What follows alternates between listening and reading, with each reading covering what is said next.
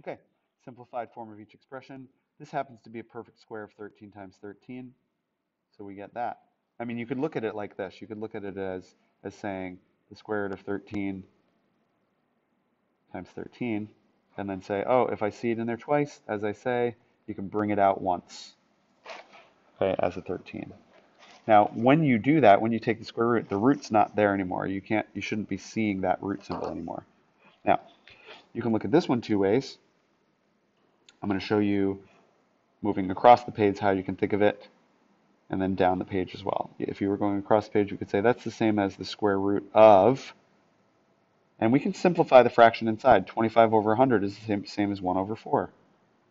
Okay, those are equivalent amounts, so we didn't really change it. We just rewrote what it looks like, but without really changing anything. Okay, and the square root of 1/4 is the same as the square root of 1 over the square root of 4. Square root of 1 is 1, square root of 4 is 2, and that's our answer. Okay, you could have also done just this same way. I'm going to move down the page for this one. Okay, you could say that is, you could have just said square root of 25 over square root of 100. That's how you're allowed to think of the roots of fractions.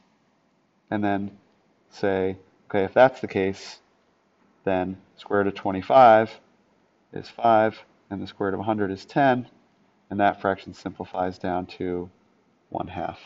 And we get 1/2 whichever way we did it.